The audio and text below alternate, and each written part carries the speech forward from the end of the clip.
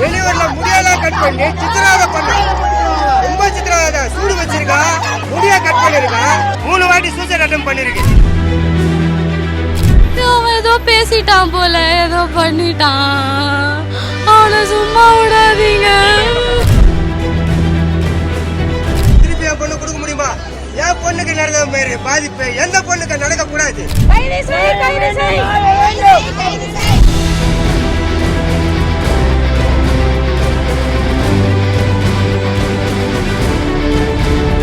பாடியை வாங்கிட்டு போயிட்டா நாளைக்கு இந்த கேச இல்லாத ஆகிடுவாங்க. எனக்கு வந்து நியாயம் கிடைக்கணும், நீதி கிடைக்கணும். நாளைக்கு என் பொண்ணு மாதிரி இன்னொரு பொண்ணு வாழ்க்கை கிடைக்க மாட்டேன் நிச்சயிக்குது. தமிழகத்தில் பெண்களுக்கு எதிரான வன்முறைகள், குற்றங்கள் வெளியில் மட்டுமல்ல குடும்பத்திற்குள்ளும் மிக கொடூரமாக நிகழ்த்தப்பட்டு வருகின்றனவோ என்ற பதற்றத்தை ஏற்படுத்தி உள்ளது சென்னையில் நிகழ்ந்த ஒரு பெண்ணின் தற்கொலை சம்பவம். திருப்பி என் பொண்ணு கொடுக்க முடியுமா? என் பொண்ணுக்கு நடந்த மாதிரி பாதிப்பு எந்த பொண்ணுக்கு நடக்க கூடாது. இது ஒரு பாடமா இருக்கணும். அதுக்காக தான் நான் இந்த அளவுக்கு மூச்சு கொடுத்து பேசுறேன். முடிக்க பாப் கட் பண்ணி வச்சிட்டாங்க. அது மூஞ்சி அசிங்கம் பண்ணிட்டு கட் பண்ணி வச்சுக்கிறான் பாப் கட்டு. தற்கொலை எதற்கும் தீர்வாகாது என்றாலும் சொல்லுனா துயரத்திற்கும் மிரட்டலுக்கும் ஆளாகின்ற ஒரு பெண்ணின் மனம் என்ன பாடுபட்டிருக்கும். அதுவும் காதலால் தானாக தேடிக்கொண்ட வாழ்க்கையில் நிகழும் வன்முறைகள் எல்லாம் எப்படிப்பட்ட தாக்கத்தை மன ரீதியாக அந்த பெண்ணுக்கு ஏற்படுத்தி இருக்கும். நினைத்து பார்க்கவே நெஞ்சமெல்லாம் பதறுகிறது.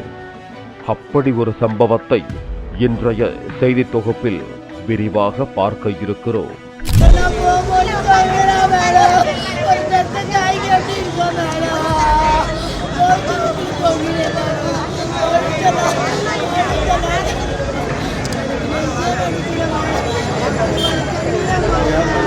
சென்னை கோட்டூர்புரத்தை சேர்ந்தவர் ஓய்வு பெற்ற மின் வாரிய அதிகாரி ரமேஷ்.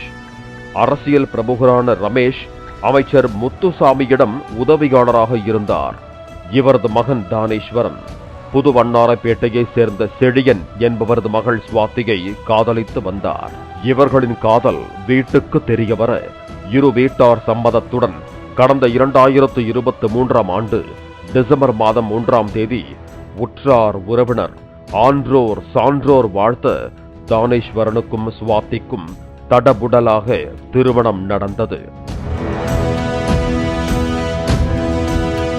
திருமணம் முடிந்த சில நாட்களில் இருவரும் லண்டனுக்கு குடிபெயர்ந்த நிலையில் தானேஸ்வரனுக்கு சுவாத்தியுடன் கருத்து வேறுபாடு ஏற்பட்டதால் 3 மாதங்களில் சுவாத்தி மட்டும் சென்னையில் உள்ள தாய் வீட்டுக்கு திரும்பி வந்துவிட்டார். இருந்தாலும் மனைவியிடம் தானேஸ்வரன் தொடர்ந்து இரவு நேரம் வீடியோ காலில் பேசி வந்ததாகவும் ஒரு கட்டத்தில் இருவரும் சுமூகமாக பிரிவது என்று முடிவெடுத்து விவாகரத்து பத்திரத்திலும் கையெழுத்திட்டதாகவும் கூறப்படுகிறது. இவர்களது விவாகரத்து வழக்கின் முதல் விசாரணை வெள்ளிக்கிழமை நீதிமன்றத்தில் வர இருக்கும் நிலையில் புதன்கிழமை மாலை சுவாதி வீட்டில் யாரும் இல்லாத நேரத்தில் புடவையை கொண்டு தூக்கிட்டு உயிரை மாய்த்துக் கொண்டதாக கூறப்படுகிறது. இதையடுத்து அவரது உடலை கைப்பற்றிய போலீசார் பிணக்கூராய்வுக்காக ஸ்டான்லி மருத்துவமனைக்கு அனுப்பி வைத்தனர். இந்த நிலையில் தனது மகளை தலைமுடியை அறுத்து உடலெல்லாம் சூடு வைத்து சித்திரவதை செய்த தானேஸ்வரன் மற்றும் அவனது குடும்பத்தார் மீது நடவடிக்கை எடுத்தால்தான் தனது மகளின் உடலை பெற்றுக்கொள்வேன் என்றார் சுவாத்தியின் தந்தை செழியன். வெளியூர்ல முடியெல்லாம் கட் பண்ணி சித்திரவதை பண்ண, ரொம்ப சித்திரவதை. சூடு வச்சிருக்கா, முடிய கட் பண்ணிருக்கா, 3 வாட்டி சூசைட் அட்டெம்ப்ட் பண்ணிருக்கு. இந்த விஷயம் வந்து எங்களுக்கு நடந்து தெரியும். அவன் மேல இது வரைக்கும் போலீஸ் வந்து நேற்று ரிப்போர்ட் கொடுத்தார். இது வரைக்கும் வந்து ஆக்சிடென்ட் எடுக்கல, எந்த வித ஆக்சிடென்ட் எடுக்காத எங்களை வந்து விளையாடுங்க தொடுத்துறாங்க. இது எந்த விதத்துல நியாயம்? எனக்கு வந்து நீதி கிடைக்கணும், எனக்கு நீதி நியாயம் நேர்மை கிடைக்கணும், நீதி கிடைக்கணும். அது எப்படி இது வரைக்கும் வந்து நான் இது வரைக்கும் ரிப்போர்ட் பண்ணி போலீஸ்காரங்க ஒருத்தர் கூட வரல. இன்னைக்கு பார்த்தீங்கன்னா ஏசிலேருந்து டிசி வரைக்கும் இங்கே தான் ஆகிறாங்க. எதனால? அப்போ பணக்காரனுக்கு ஒரு சப்போர்ட்டு, இல்லாத பொண்ணுக்கு ஒரு சப்போர்ட்டா? 3 மாசம் அவள சேர்ந்து வந்தாங்க. அவன் இருக்கிற சித்திரவதை பண்ணதுனால நாங்கள் வந்து டிக்கெட் போட்டு ஊருக்கு வர வச்சிட்டோம். ஊருக்கு வர வச்சு எங்கள் பாதுகாப்பில் நாங்கள் வச்சுருந்தோம். அப்போ கூட நைட் ஆனால் ஃபோன் பண்ணுவான். டெய்லி நைட் ஆனால் 2 மணிக்கு ஆனால் ஃபோன் பண்ணி டெய்லி டார்ச்சர். என் பொண்ணு பயந்துன்னு அப்படியே ஓரமாக உட்காந்துக்கும் என் பொண்ணு பயத்தில். என்னம்மான்னு கேட்பேன். கம்முனுப்பா, அவனை பற்றி உனக்கு தெரியாது கொடுக்குறான். அவங்க அப்பா கிட்ட சொன்ன, அவங்க அப்பா நம்ப மாட்டான். அவங்க அப்பா கிட்ட வந்து என் பொண்ணோட வந்து வாழ்க்கை பாதிக்கக்கூடாதுன்றால நான் அவங்க அப்பா எதுவுமே சொல்றதில்ல. ஆனால் அவங்க அப்பா எப்போ பார்த்தாலும் அவன் பிள்ளைக்கு தான் சப்போர்ட் பண்ணுறான். ஒரே பிள்ளை தான் சப்போர்ட் பண்ணுறான். ஆனால் அவன் புள்ள பண்ணுற காரியத்தில் அவன் புள்ள பண்ணுற தப்புக்கு என் பொண்ணு ஏதாவது வெளியே சொன்னா உங்கள் குடும்பத்தை நாசம் பண்ணிடுவேன், என்னோட அரசியல் இதை வச்சு உன் குடும்பத்தை நாசம் பண்ணுவேன் அப்படின்ட்டு மிரட்டியிருக்கான் என் பொண்ணு. அதுக்கு பயந்துனா என்கிட்ட சொல்ல எந்த விஷயத்தையும். எனக்கு எல்லாரும் தெரியும். எனக்கு பாடியை வாங்கிட்டு போயிட்டா நாளைக்கு இந்த கேச இல்லாத ஆகிடுவாங்க. எனக்கு வந்து நியாயம் கிடைக்கணும், நீதி கிடைக்கணும். லண்டனில் வைத்து தானேஸ்வரன் அடித்த அடியில் சுவாதி ஒரு பக்கம் காது கேட்கும் திறனையே இழந்து விட்டதாகவும், லண்டனில் இருந்து அவன் விடிய வீடியோ காலில் பேசுவான் என்றும், போன் வந்தாலே தனது சகோதரி பயந்து நடுங்குவார் என்றும் அவரது சகோதரி கண்ணீர் மல்க புகார் தெரிவித்தார். 6 மணிக்கு எப்போவுமே காலேஜ் முடிச்சுட்டு வந்து பார்ப்பேன். அம்மா வேலைக்கு போயிட்டாங்க, அப்பா 2 மணிக்கு மத்தியானம் வேலைக்கு போயிட்டாரு. 3 மணி வரைக்கும் வந்து ஃப்ரெண்டிகிட்ட பேசியிருக்கா போல். 6 மணி காலேஜ் முடிச்சுட்டு வீட்டுக்கு வந்து பூட்டை திறந்து பார்த்தா தொங்கின்னு இருக்கிறா. நாக்கெல்லாம் வெளில வந்து தொங்கின்னு இருக்கிறா. எதுவுமே சொல்லலை, யார்கிட்ட எதுவுமே சொல்லலை. என் வீட்டில் இருக்கவங்கிட்ட எதுவுமே சொல்ல. அவன் ஏதோ பேசிட்டான் போல, ஏதோ பண்ணிட்டான். அவனை சும்மா விடாதீங்க. ஆனால் எங்ககிட்ட கேட்டதுக்கு அவனை காப்பாற்றுற மாதிரி நானே தான் வெட்டிக்கிட்டேன் சொன்னான். அவன் தான் வெட்டிட்டான். என் அக்காவை போட்டு அடிப்பான். என் அக்கா வந்து சொன்னேன், இந்த பக்கம் காதே கேட்கலடி. அக்காவை என்ன அடிச்சு இது பண்ணான். அம்மா அப்பாட்ட சொல்லாத, உனக்கு மட்டும் தான் சொன்னா டார்ச்சர் பண்ணான் அக்காவை. நைட்டெல்லாம் வீடியோ கால் பேசுவான். ஏன்டி பேசுகிறேன் ஐயோ, அவன் ஃபோன் எடுக்கலன்னா டார்ச்சர் பண்ணுவான்டி அப்படி. நைட்டெல்லாம் தூங்கவே விட மாட்டா, சின்ன விட மாட்டா. நைட்டெல்லாம் ஃபோன் பேசி உயிர் எடுப்பான். அக்கா அழுதுனே இருக்கும் எப்போவுமே.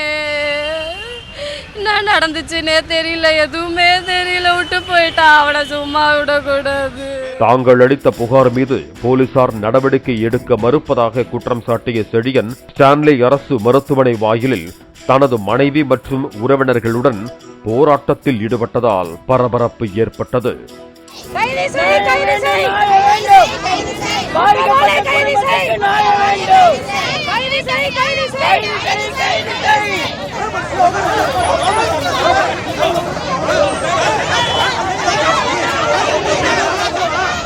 சுவாதி எழுதிய கடிதம் மற்றும் அவர் பயன்படுத்திய செல்போனை பறிமுதல் செய்ததாக தெரிவித்த போலீசார் தனது தற்கொலைக்கு யாரும் காரணம் அல்ல என்று கடிதம் எழுதிவிட்டு தற்கொலை செய்து கொண்டதாக தெரிவித்தனர். இதுகுறித்து விரிவான விசாரணைக்கு பின்னரே தெரியவரும் என்று தாசில்தார் தெரிவித்தார்.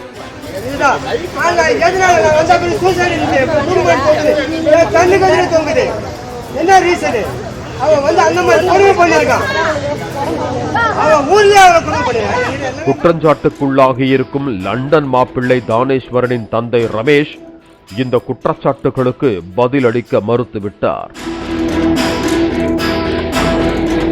காதலிக்கும் போது 5 நிமிடம் சேர்ந்து இருக்க மாட்டோமா என்று ஏங்கும் காதலர்கள் திருமணம் செய்த ஒரு சில மாதங்களிலேயே ஒருவரை பற்றி ஒருவர் புரிந்து கொள்கிறார்கள். சிலர் தங்களுக்கு அமைந்த வாழ்க்கையை அமைதியாக ஏற்றுக்கொண்டு வாழ கற்றுக்கொள்கிறார்கள். சிலரோ தங்களுடைய ஈகோவால் வாழ்க்கையை தொலைத்து குற்றச்சாட்டுகளில் சிக்கிக் கொள்கிறார்கள். கணவனோ மனைவியோ விட்டு கொடுத்தால் கெட்டுப் போவதில்லை. ஆனால் இந்த சம்பவத்தில் பெண் வீட்டார் கொடுத்த புகாரால் லண்டன் மாப்பிள்ளைக்கு சிக்கல் முற்றியிருக்கிறது.